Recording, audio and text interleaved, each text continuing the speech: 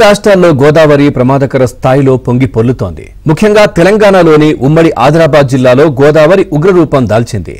ఇక ఎగువన మహారాష్ట్ర నుంచి భారీగా వరద వస్తోంది. దీంతో నిర్మల్, మంచిర్యాల జిల్లాల ప్రజలకు కంటి మీద కునుకు లేకుండా చేస్తోంది. నిర్మల్ జిల్లా బాసరను గోదావరి వరద ముంచెత్తింది. ఓవైపు సమీప గ్రామాల్లోని వరద నీరు, మరోవైపు గోదావరి వరద కలిపి బ్యాక్ వాటర్ బాసరలోకి చేరింది. దీంతో బాసరలోని దుకాణ సముదాయాలు, హోటళ్లు, లాడ్జిలు, ఇళ్లు నీట మునిగాయి.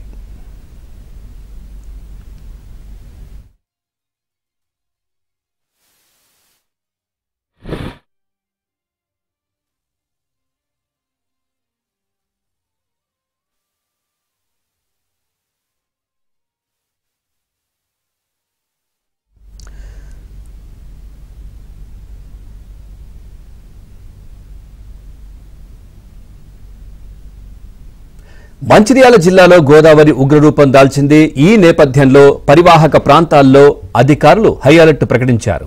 శ్రీరామ్ సాగర్, ఎల్లంపల్లి ప్రాజెక్టుల నుంచి భారీగా వరద నీరు గోదావరిలోకి చేరుతోంది. దీనిపై మరింత సమాచారాన్ని మా కరెస్పాండెంట్ మాంతయ్య అందిస్తారు. మాంతయ్య, ఓటు.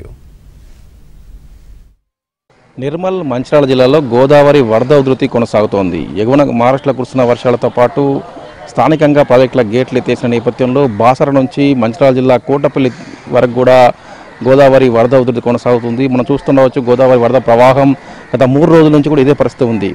ముఖ్యంగా మహారాష్ట్రలో బాసర ఎగువన మహారాష్ట్రలో ఉన్న ప్రాజెక్టుల గేట్లన్నీ ఎత్తేశారు. 3 రోజుల నుంచి కూడా దాదాపు 6-7 లక్షల క్యూసెక్ల వరద కూడా దిగువన ఉన్న ఎస్ఆర్ఎస్పీ ప్రాజెక్టులకు చేరుతుంది.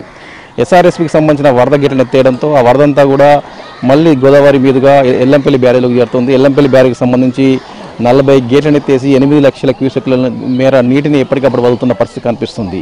దీంతో దాదాపు 200 కిలోమీటర్ల మేర 250 కిలోమీటర్ల మేర గోదావరి పరివాహక ప్రాంతం మొత్తం కూడా పూర్తి స్థాయిలో కూడా వరద ప్రవాహం జలమయమైన పరిస్థితి కనిపిస్తుంది. ఓవైపు అనేక ప్రాంతాలు, లోతట్టు ప్రాంతాలు జలమయమయ్యాయి. మరోవైపు వేలాది ఎకరాల పంటలు దెబ్బతిన్నాయి.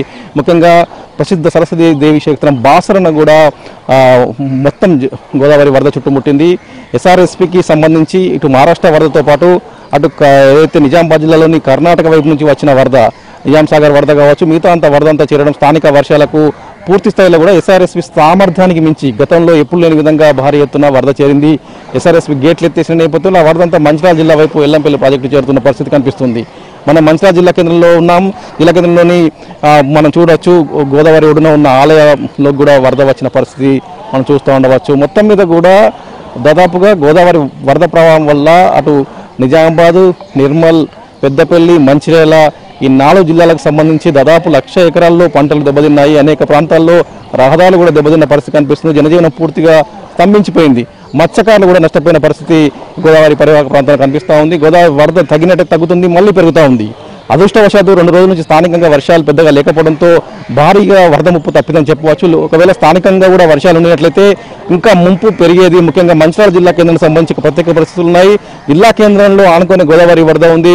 దిగువన సుందిల్లా, అన్నారం, మేడిగడ్డ బ్యారేజీలు ఉన్నాయి. గతంలో ఈ బ్యారేజ్ల గేట్లను క్లోజ్ ఉన్నప్పుడు మంచిర్యాల జిల్లా కేంద్రం మొత్తం కూడా ముంపు గురైంది. అయితే ఈసారి దిగువన ఉన్న ఎల్లంపల్లి దిగువన ఉన్న సుందిల్లా, అన్నారం, మేడిగడ్డ బ్యారేజీలన్నీ గేట్లను కూడా ఓపెన్ చేయడంతో వరద వచ్చినట్టు దిగువకు వెళ్ళిపోతుంది. అయినా కూడా సామర్థ్యానికి మించి వరద వస్తున్న నేపథ్యంలో ఇక్కడ ఉన్న వాగులు, బ్యాక్ వాటర్ అంతా కూడా లోతట్టు కాలనీలో జలమయం చేస్తూ ఉన్నాయి. ముఖ్యంగా మంచిర్యాల జిల్లా కేంద్రం రామ్నగర్ తో పాటు ఎల్ఐసి కాలనీ, ఎన్టీఆర్ నగర్ కాలనీలకు ముంపు వచ్చి ఉంది.